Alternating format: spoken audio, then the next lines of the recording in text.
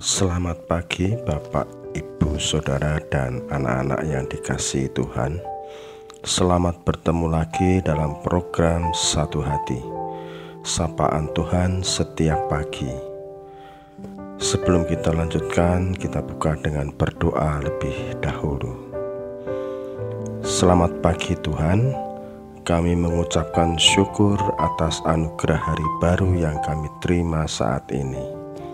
Siapkanlah hati dan pikiran kami untuk mendengar firman-Mu, dan sertailah kami dalam melakukan tugas dan kewajiban kami sepanjang hari ini. Dalam Yesus kami telah berdoa dan mengucap syukur. Amin.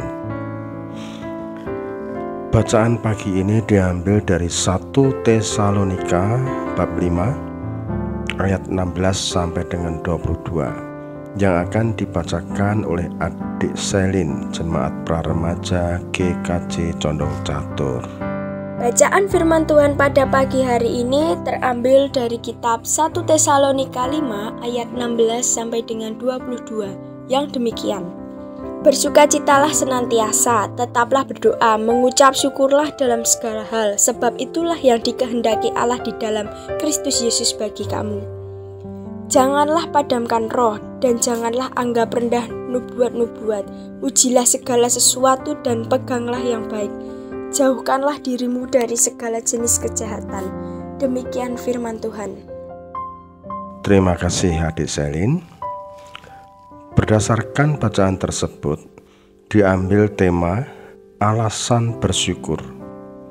Sebenarnya agak aneh juga kalau kita sebagai orang percaya untuk bersyukur harus mencari alasan. Secara logika, suatu tindakan yang kita lakukan memang harus mempunyai alasan yang kuat dan masuk akal, sehingga tindakan kita menjadi masuk akal juga.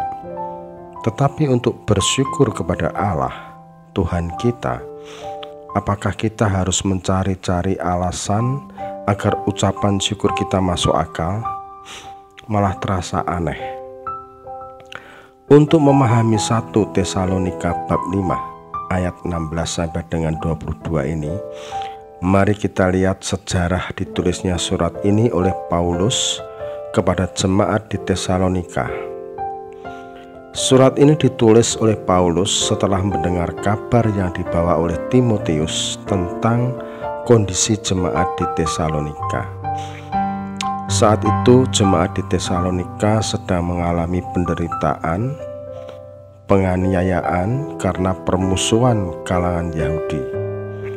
Meskipun mengalami tekanan yang berat, jemaat Tesalonika yang relatif masih muda tetap teguh beriman dan tekun beribadah.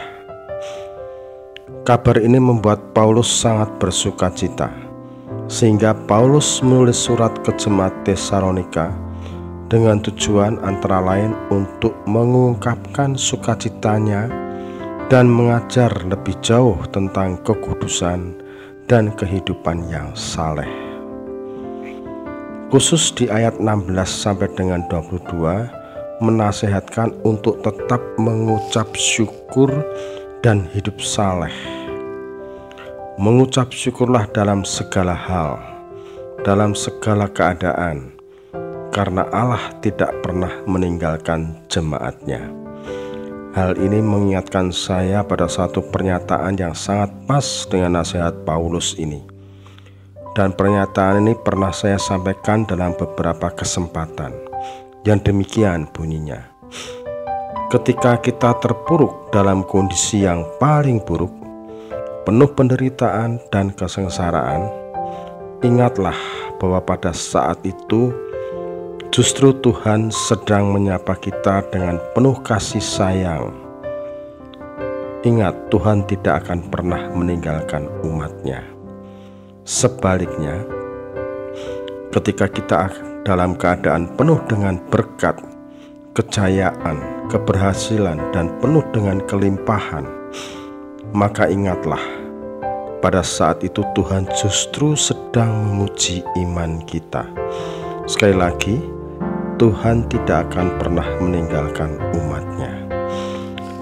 Dengan demikian, apapun keadaan kita akan dapat selalu bersyukur. Ketika menarik nafas, bersyukurlah karena memperoleh anugerah kesegaran dari Tuhan. Dan ketika kita melepaskan nafas, bersyukurlah karena memperoleh anugerah kelegaan dari Tuhan. Sehingga kita dapat dengan lantang menyerukan nyanyian iman dalam Habakuk 3 ayat 17 dan 18 yang demikian: sekalipun pohon ara tidak berbunga, pohon anggur tidak berbuah, hasil pohon zaitun mengecewakan, sekalipun ladang-ladang tidak menghasilkan bahan makanan, kambing domba terhalau dari kurungan, dan tidak ada lembu sapi dalam kandang, namun aku akan bersorak-sorai di dalam Tuhan, beria-ria di dalam Allah yang menyelamatkan aku. Amin. Mari kita berdoa. Tuhan, terima kasih atas firman-Mu yang mengajarkan kami untuk selalu bersyukur dalam perjalanan hidup kami. Ajarlah kami dengan firman-Mu untuk sadar bahwa ketika kami dalam kondisi terpuruk, menghadapi pergumulan hidup yang berat, justru pada saat itu Tuhan sedang menyapa kami dengan penuh kasih sayang.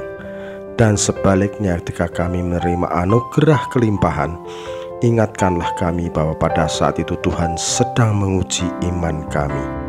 Dengan demikian, kami terdidik untuk selalu bersyukur dalam kondisi apapun. Dalam Yesus kami berdoa. Amin.